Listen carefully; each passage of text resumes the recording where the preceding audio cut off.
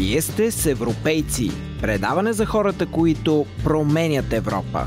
Финландците за пореден път са най-големите щастливци в Европа. Или поне се чувстват щастливи.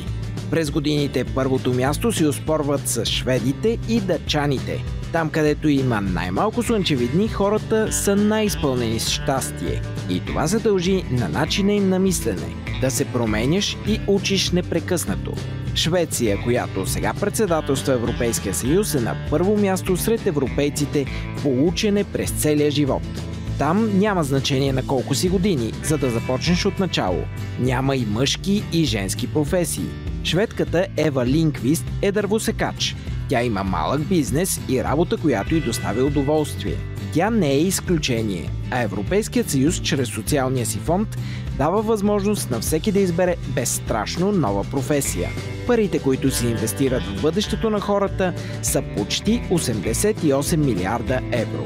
Постепенно стигнахме и до нашата история днес. За един полковник, който вече работи щастливо като маникюрист, и за един малък бизнес, който расте, като се променя.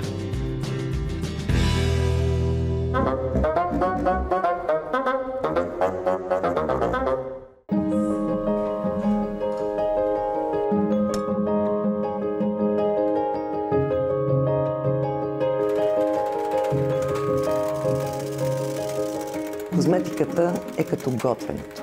Най-важното е да имаме правилните съставки, да имаме правилния готвач, който да ги смеси и да се получи най-вкусния резултат, който е удоволствие за сетивата, така както хубавата храна не може да бъде обяснена през очите. За нея е необходимо и непце. Така при козметиката, освен аромата, освен това как изглежда продукта, е изключително важно усещането върху кожата. Емилия Динкова експериментира не само в кухнята, но и в бизнеса. Всичко започва случайно преди 30 години, когато нейна приятелка се прибира от почивка в Гърция с маникюр, направен по непознат до момента у нас начин. И така завършилата география на туризма Емилия тръгва по съвсем нов път. Ако трябва да се върна по онова време, всъщност не съм си давала сметка, че това е едно абсолютно ново начало. Когато се прибра в България, беше вече запленена от идеята това нещо да се продава в България. Само че това е услуга, не се продава толкова лесно. Нямах никакво понятие от маникюр. След това измислихме думата ноктопластика. Започнахме в подблоковото пространство на един голям блок, може би беше 12 квадрата, където започнахме да предлагаме услугата. След това тези хора, които проявяваха интерес към услугата, им предлагахме оборудване.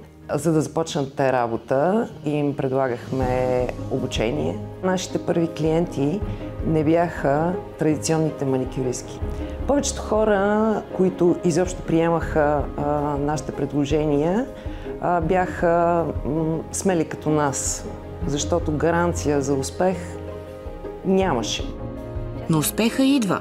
Създават свой обучителен център, в който близо 150 души на година получават нова професия. Върха изтънява и става много по-лесно лакирането. В последните години има изключително много хора, които предпочитат даже да си сменят професията и то драстично. Имали сме, например, адвокати тук при нас, които казват: аз не искам това нещо, много ме натоварва, искам нещо, с което да отпусна, това е моето хоби, искам да го направя своя професия. Сред хората решили да преобърнат живота си е и бивш офицер, преподавател от Националния военен университет във Велико Търново. Предсрочно произведен в звание подполковник и само 3 години преди да се пенсионира. Николай Киров убедено напуска армията и влиза в козметичния салон. Причех, че това е доста реалистично за мен, тъй като от малък съм авиомоделист, работя с подобни материали. Правя прецизни, симетрични, красиви, здрави неща и си казах, това е само за мен. Дори не бях чувал, че има ноктопластика. Аз мислех, че всичко се свежда до един обикновен маникюр, оформяне на естествените ногти. И така ги попитах, кога ще има курс. Те ме гледаха малко очудено, с някакво съмнение. Но все пак ми се обадиха. Самата госпожа Емилия Динкова, за мен Еми, ми беше ръководител на курса. Тя е моята учителка. И до ден днешен си контактуваме като приятели, от време на време се чуваме. Сега имам най-хубавата професия. Професията на маникюриста е най-хубавата професия. Значи това е най-веселият начин да се изкарват пари. Ако една жена иска да изглежда добре навсякъде, не би трябвало да се ограничава само с прическата и тоалета. Ръцете са основно средство за невербална комуникация.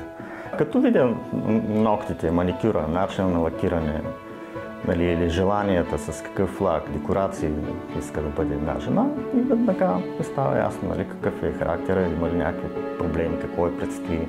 Това става интуитивно. Ало. Ало. Еми, здрасти. Здрасти. Разработваме много продукти, които да дадат възможност на тези хора в салона да предоставят качествени и най-вече натурални продукти, защото тенденцията към днешно време са натурални продукти.